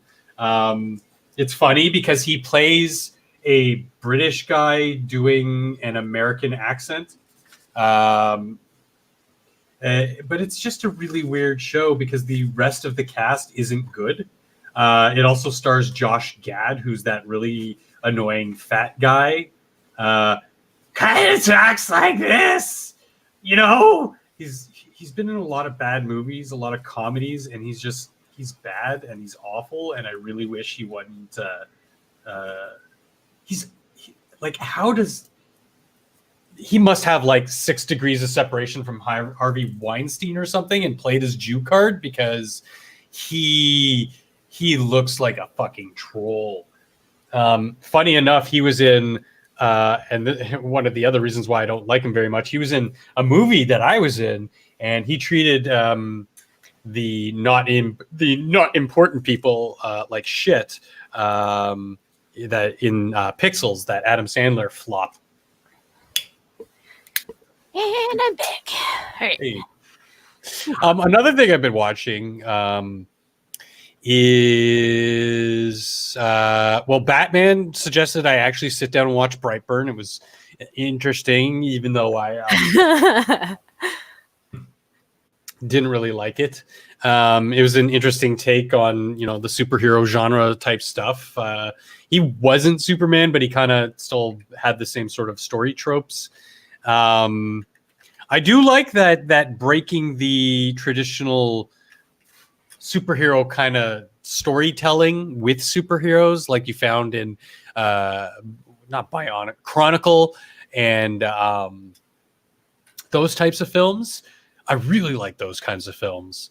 Terminator Dark Fate, which, yes, had a little bit of social justice-y nonsense and a little bit of women's power. I did some acting, yes, Big Dro. Mostly played either like lesser roles, speaking and non-speaking, as typically stereotyped as like cop, military, FBI. Played a lot of FBI. I don't know why they kept picking me to look like an FBI agent. It's really weird. But yeah, I thought it was like, if I could just look past the odd moments here and there where they do the obvious women power shit.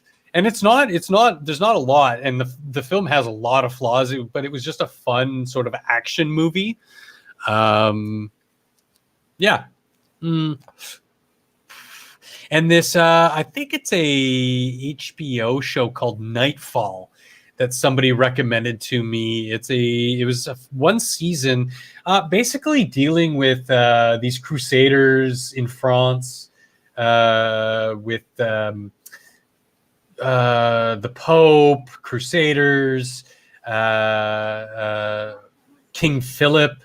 It's really, I tried to force myself through it because it's not really good. The fighting scenes aren't good. I mean, it's no Game of Thrones or Witcher. The storytelling is kind of overly dramatic and boring. I don't really know why somebody recommended it to me, but it's just one of those things that after the first couple episodes, I didn't even bother telling Elwyn because I'm like, this is going to be terrible. I still haven't watched Parasite, but yes. Okay, Jen. Yeah. Let's bring this up. Sorry, I was just talking about stuff I've been watching recently that I may or may not intend to do some sort of reviews on. Oh, you can never trust the Geordies. But one thing that Elwyn and I watched the other night was this. Listen up. Is there audio? Yep. Okay, perfect. And it's one of those types of shows where I'm like, okay, it looks like it could have promise. Because again, Hugh Laurie, we both loved House, really cool. And it's just one of those types of shows where immediately I would know, hey, let's watch this together. This, The Mandalorian, those kinds of things. But as you can see, it's sort of like Star Trek as a pleasure cruise.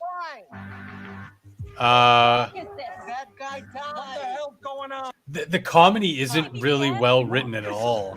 Like, everybody's a fucking blithering idiot, spastic, unlikable person.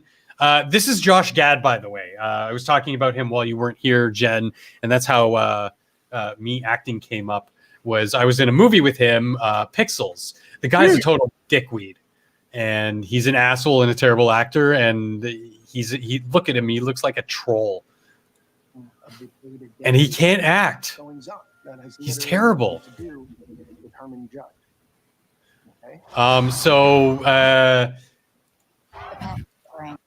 Hugh Laurie plays the captain of this luxury space cruiser liner thing. Josh Gad plays the industrialist rich guy who owns the cruise line and is for some reason on the cruise line. All the guests are assholes. Something bad happens. I'm not going to get into it. Oh my God, this show is like a poster child for forced diversity, Jen. Mm-hmm. Here, almost everybody in the mission control room is like brown. Mission control leader is not just brown, but women. There's tons of women everywhere. That isn't to say that these people can't be there. It's just not representative of trends that we see. and the sort of head of Mission Control is this black women's with really ridiculous hair, as you can see in this picture. Yes, it's her natural hair. Well, you know what? If I'm 100% sure that even if that is her natural hair, she probably doesn't walk around like that. it's not natural. It takes a lot of product and styling and everything. You know, she spends fucking 6 hours in the makeup chair before doing the show. Hell, before going out for the day to get her hair in this perfect, like, flat toppy thing. If that's how she normally wears her hair, I don't know. I'm just saying that type of a character. I'm talking about the character, not the person. But yeah, like, it's just, yes, it's an original kind of idea. You know, what if the USS Enterprise was in effect, it was basically a mall in space, like a community in space. Mall in space, maybe. But yes, What? I said a hipster's mall in space, maybe. Why? It's just the entire time you're going through the clip here, like every other person walking in is just screaming hipster at me. Like, Oh yeah, well yeah, they're trying to. Yeah, I thought you were referring to Star Trek. No. Oh.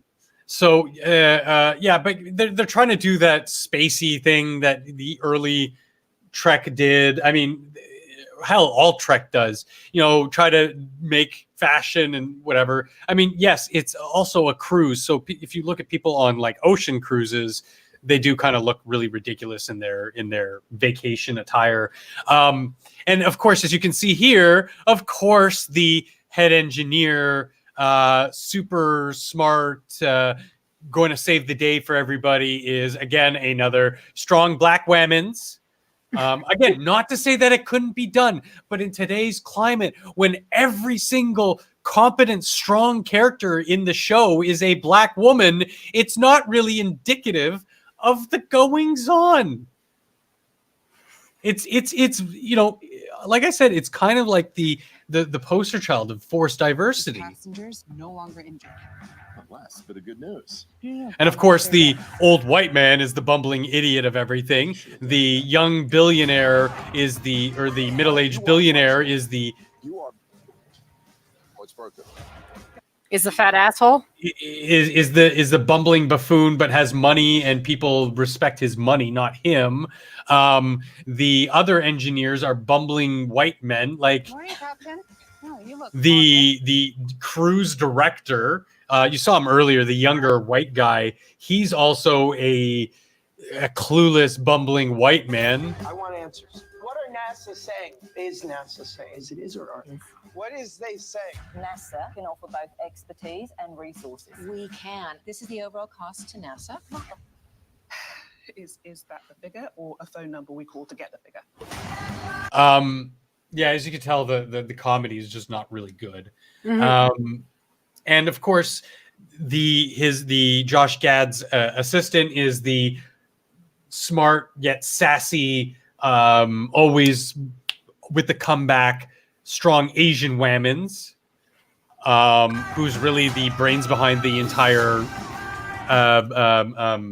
with company. It looks good, like looks visually looks really good. I mean, it's got that sort of visual appeal that you would want in a show. It's just lacking everything else. Yeah, it kind of had like a poor man's Fifth Element vibe there, but yeah, poor man's. I mean, if they could get Chris Rock on there, maybe. Kidding. Yeah, no, I didn't find that all that appealing. In all honesty, like it's probably fine. It's really not. It's really bad. Yeah, hell, ask Elwyn. Like we watched it. Well, okay, it is the first episode. Maybe they're just trying to. But again, like I don't have the pictures of like the cast, but I can show you that even the white women, all the white people in the show, it seems, are just bumbling buffoons, needy assholes, detestable people, and all the strong, competent people are your POCs, your ethnic minority women. It's just oh. But yeah, the next one is a little bit cooler because SpaceX is actually going to put their first astronauts into space this year. They call it the Dragon Team. They just completed their latest test recently, which is kind of cool because they're getting ever so much closer to actually putting their own astronauts into space. I think it's cool that, you know, NASA kind of has competition, even though SpaceX is also in part funded by the government of the United States. But yeah, why not have competing as well as collaborating, because they do collaborate, different divisions to see who can innovate better, faster, stronger stuffs. And of course, yes, Musk has said, you know, eventually, yeah, he does want to kind of get that sort of space experience commercialized, to be able to do like a very high altitude test to have people experience weightlessness, go on maybe like an afternoon or 3-day cruise of weightlessness and do that kind of reentry stuff. And I think it would be exciting and incredible. If I had the money, I would fucking go. No, you wouldn't want to go at all? Yeah, I wasn't really paying attention. Sorry, got lost in like that. Yeah, no, I just like the whole. I'm really glad of the fact that I pulled away from TV in general. Like this idea that like they're going to start showing shows where they're still going to portray one character as being a retard based off of their skin color. It's just, yeah, that just brought my mood. All of the characters, all of them. Yeah. That brought my mood down. It's just like, I'm sorry, if you're going to be the kind of piece of shit that's going to do stuff like that, then I just don't want to hang out with those kind of people. And I'm not going to watch their stuff. And I'm not going to, yeah, it's just, sorry, like the more I look into, see stuff like that, the more it's just, thanks, but no thanks. Yeah. This whole notion of, forced diversity, affirmative action, it does more harm than good, and it also detracts from the escapism that it's creeping its insipid ways into. You know, everything from Warhammer and D&D to film and TV. Because, like, look at a perfect example. Look at what happened with Mandalorian. The Twitter feminazis and the Twitterati blue check marks were like, "Oh, there's no strong women's. It's only a male." First of all, he's also the main actor is a Hispanic male, so he's minority by your own rules. Second of all, it was, you know, them speaking, putting the cart before the horse and speaking before the entire season was ever done, because there were not only the big one that people came back with in Cara Dune, the badass trooper chick, who's played by a former MMA fighter,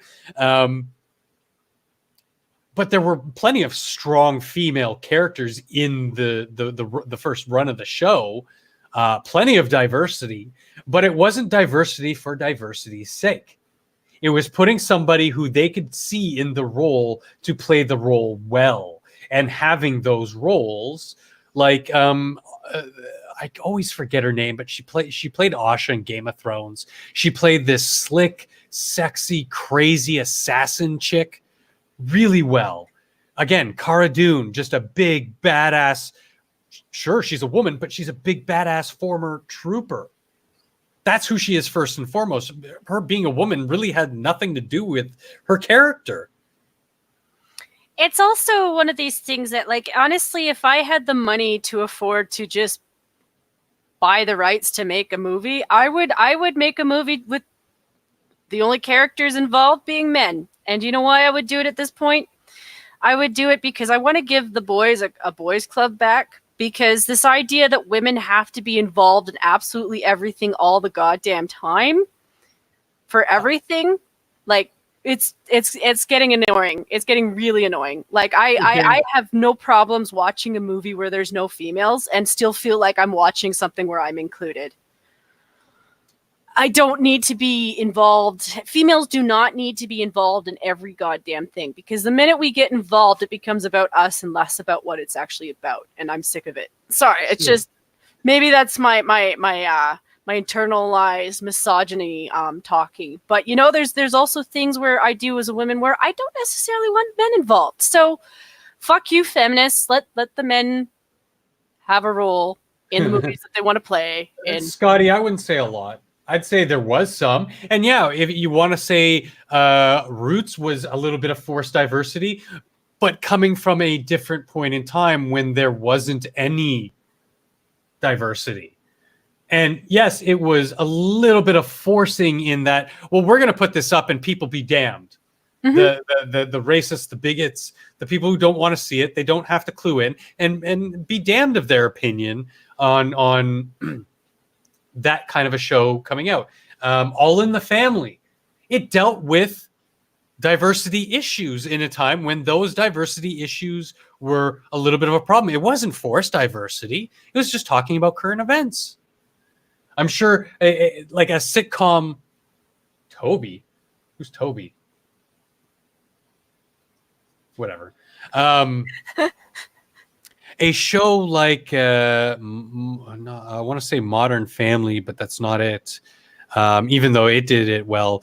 The Last Man Standing with Tim Allen also deals with, those kinds of issues, but in today's politosphere, they deal with the insane ideas left and right.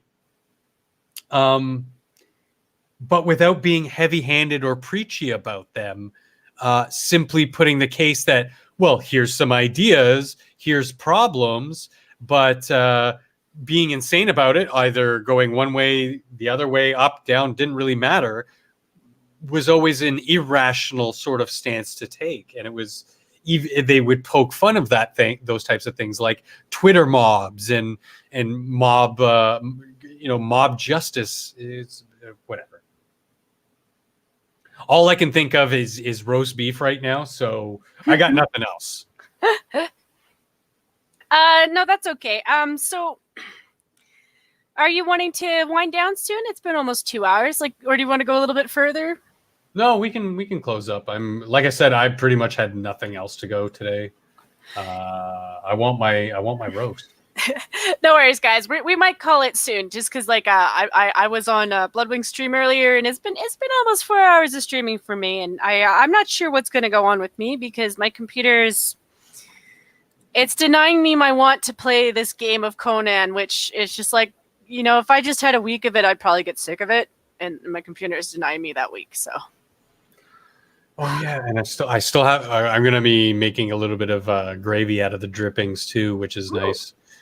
From scratch, just a little roux, and then add get those delicious drippings going. Oh man, it's gonna be so good. Okay, so little treat, little what's the word? Visualization of food porn, guys. So you got to close your eyes. Stay with me here. So it's an outside round roast that I stuffed all the crevices I could with garlic, sliced garlic.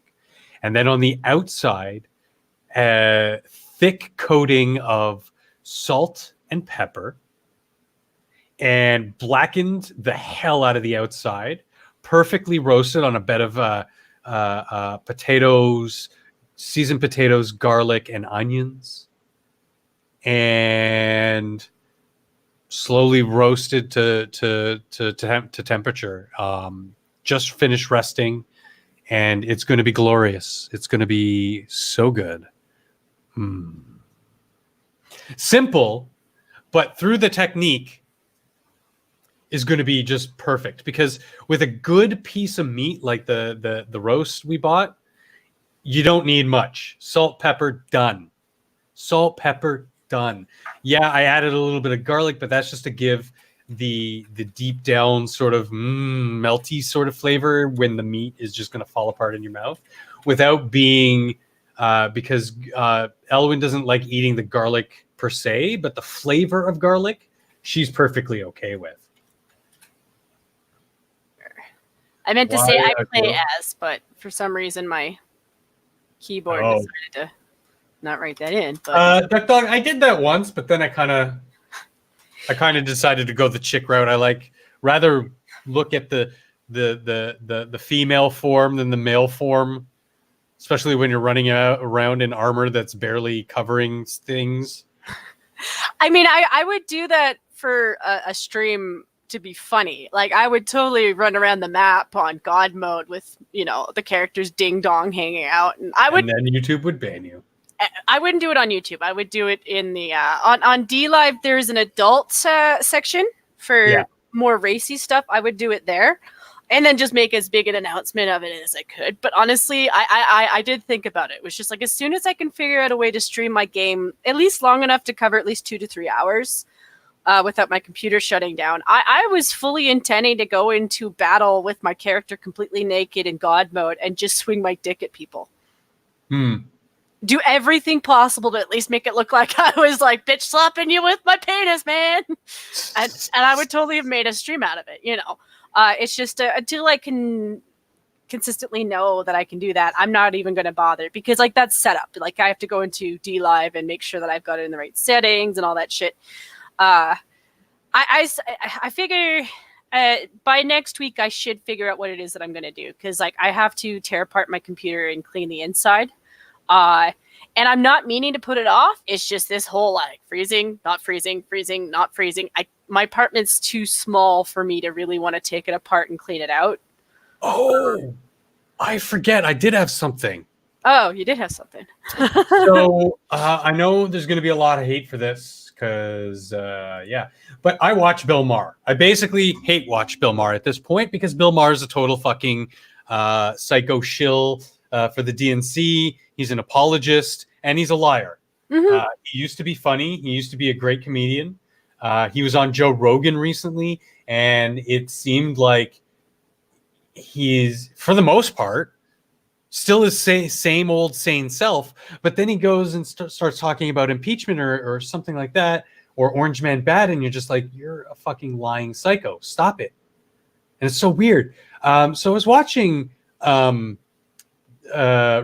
Real Time on Friday, and first of all, he had Pelosi on as his first guest, and of course, all they can do, as she's holding back those grins and smiling and laughing with Bill about impeachment and about how somber it is, and he even makes some stupid comment about how somber it is while he's smiling and laughing.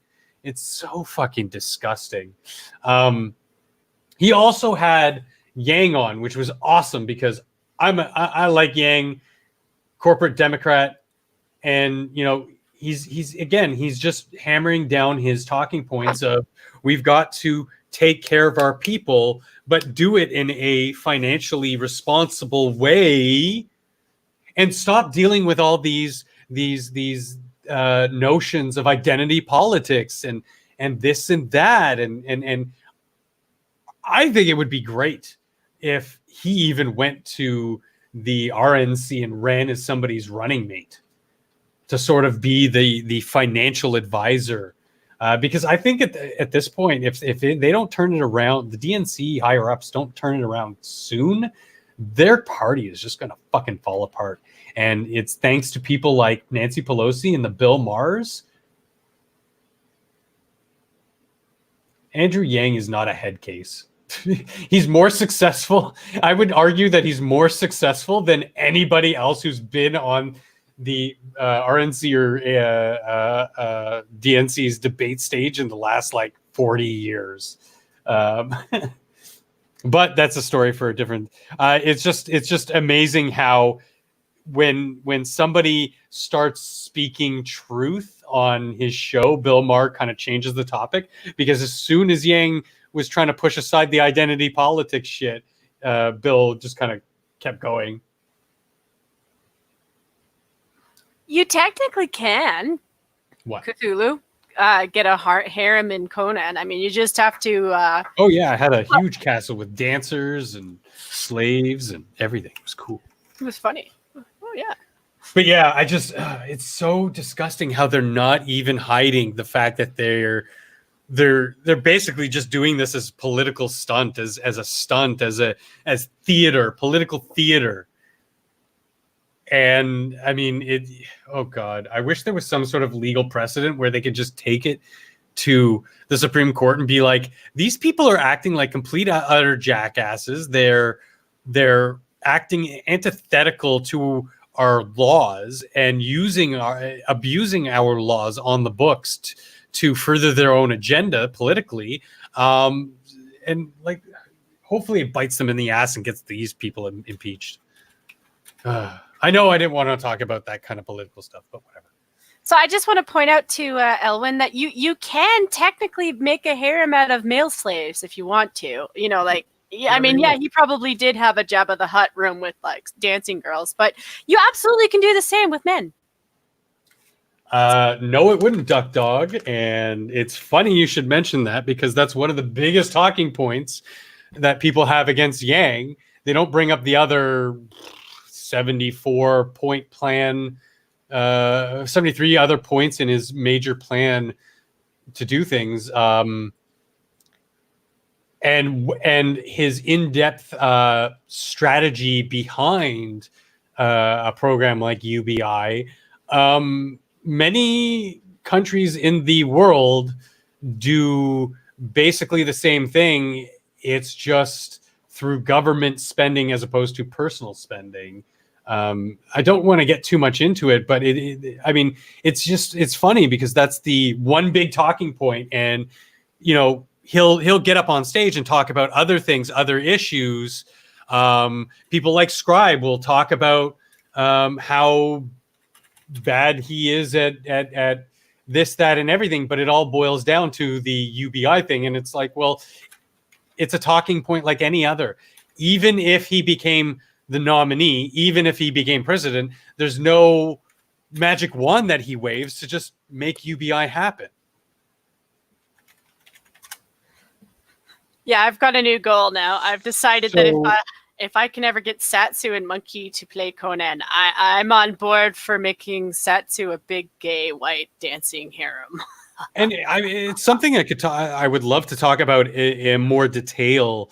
Maybe we'll do a special stream, Duck Dog. Like I'd like to hear it in more detail with a back and forth, because if not you, then maybe one of these days Scribe will notice me and want to have a talk about those kinds of issues.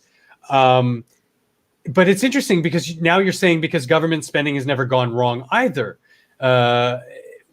Well, that's exactly what I'm saying to you. Yes, instead of instituting social programs, you're basically giving people the ultimate freedom to spend a stipend from the government in whatever way they wish. For a lot of destitute people, that means putting food and medicine in their homes. For a lot of, mid-range people, that just means extra money to save for a rainy day, a little bit of luxury, reinvesting in businesses. And for rich people, it's a drop in the bucket, so it doesn't really make a difference. But yeah, that's what I'm trying to say. It's the same give and take that you would with healthcare, in that I support both types of systems, a private or a public option. Do I appreciate that throughout my entire life, I never had to bother to remember to save X amount of dollars every paycheck, every month to put away for healthcare and whatever? Yeah, I'm glad I have that system. I would be as equally happy having a system where I didn't have to pay into it, like the American system, in which, yes, I do have the freedom to say, well, X percentage of my income is going to save for things like medical emergencies and retirement and all this other stuff. it's the give and take in life. And I like having the freedom of, instead of, well, we're going to force you to do welfare, to work shitty Mick jobs that are going the way of automation anyway. We're just going to give you that government stipend, a negative tax rate, basically, to not die. So whether or not you want to use that money on healthcare and food versus drugs and alcohol, that's on you. And you know what? Because you have the system of healthcare that you do, the healthcare system isn't going to be liable for your misspending of that stipend to ruin your life with that drugs and alcohol. And you know what? Those types of people, they're not going to last. They're going to kill themselves. They're going to become homeless. And you know, I'm going too far off into these things. I just want to say, basically, as a closing statement to dealing with that kind of an issue, is that there are lots of nuances to a lot of those types of issues. And I wouldn't count out Yang right away. He's been very successful in running and helping people set up business models for nonprofits. So government should be running as a nonprofit. To me, that is more experience and more success than any other candidate I've ever seen in the U.S. or hell, Canadian political system. But yeah, I've been rambling on. I need to eat. Let's eat. All right, guys. Any final stuff, Jen? No, not really. I guess it's just going to be next Thursday that I stream again at 5 p.m. Eastern. I'll see what's going on between then and then. Yeah. Sorry. And then, as usual, Saturday is a functional stream when we do this there on his channel. So make sure that you guys check us out then as well. And that's basically it so far. I'm still gonna fight with Conan. I really do want to stream that guy. Like, I would love to run around on D Live and just swing a dick at some like random skeleton. And the best part is the fact that you're doing that as a woman playing the game. I know, right? That'll get you some clicks. Yeah, of course. Thursday on your channel, Saturday on my channel. Might have a sporadic game stream here or there on my end. As well, now I really want to have an in-depth talk about Andrew Yang because it's something I can sort of unpack, because I hate to tackle on this, but like Scotty said, having the UBI and a public healthcare system, that's no bueno. Again, you're having to strike that right balance of, where does government pay for things and where does government give you the ability to pay for things yourself and make your decisions, be they positive or negative yourself. But on that note, guys, we are your Snow Mexicans, and we will see you all next Thursday. Good night, guys. And of course, be on the